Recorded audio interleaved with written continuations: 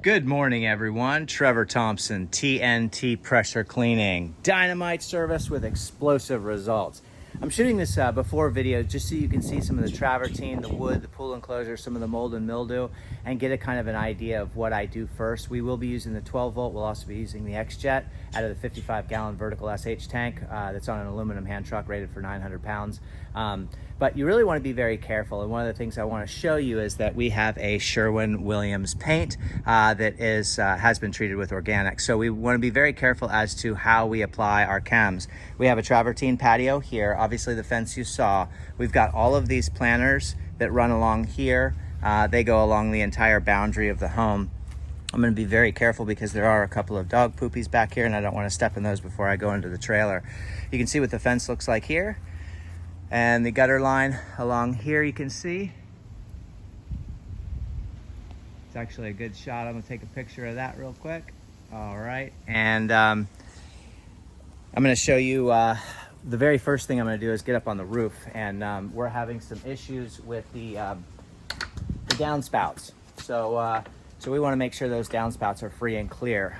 They do have pop-ups on them, and I'm going to show you guys what those look like in just a second. You can see how the downspouts go down here, and if you look on top, you can see the screen. See the screen? That's that right there. So we're going to clear out those tracks on the super gutter and then flush this downspout and chase everything we can through here all the way to this pop out and hopefully break most of it up without having to dig up and flush out this corrugated section here. So you can see what these pavers look like here. They'll all be cleaned up. And along here, we're going to use a pump up sprayer and a very hot mix to treat all of this through here. The fencing as well. We do that with the X-Jet. All of this through here. You can see the greens that we have going on here. And then of course we have the pool enclosure itself, and you can see the green through there and around the other side. And we'll take a quick walk in there. We'll do all these planter trim by hand with the pump-up sprayer. We're going to do the fence here on both sides. I'll show you what that looks like. You can see a little bit of the mold and mildew. One of the other issues is all of your drain tracks are clogged. So we want to chase those out. This is the paint that I'm referring to. So you want to be very, very careful as to how you're applying, especially along this hardy board here. You can see this is all clogged up. Now, this is a dryer vent. Now that dryer vent is spinning out lint and other debris, and it's clogging this track.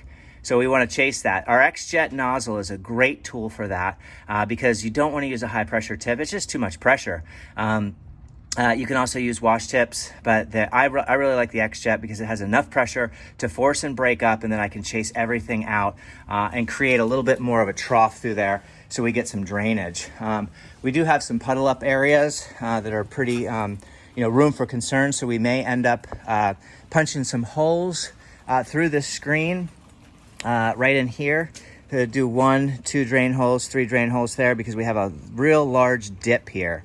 And this holds water, and you can see sort of what it does in the long run.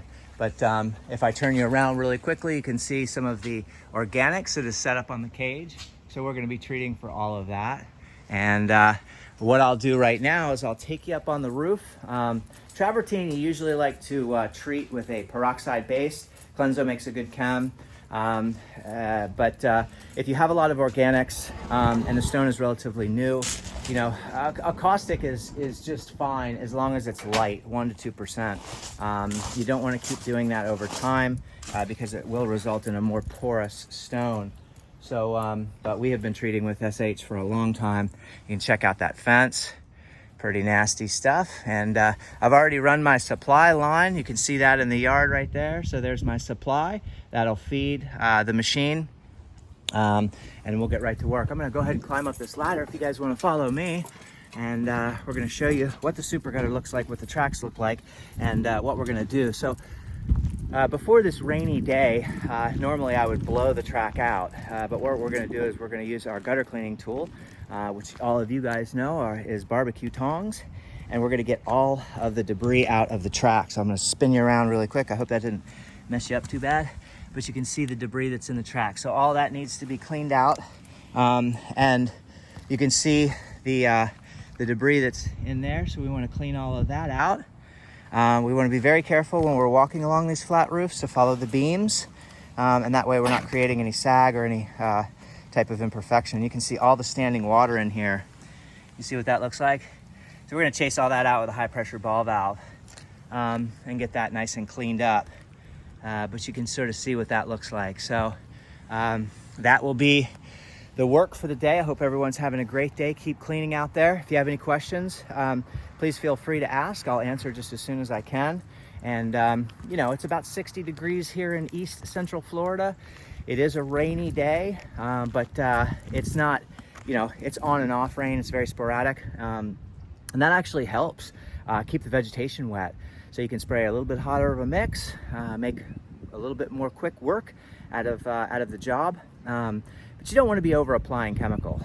You want to use just the right amount so that you're not harming the hardscape surface, yet at the same time you're disinfecting and you're removing all the organic matter. That's mold, mildew, algae, dirt, grime, tannin stains, fungus, lichen, bacteria, moss, etc. So, you know, we also are going to take a non-chlorinated pool filter sand. And you can see this homeowner, I wonder if I can get this for you.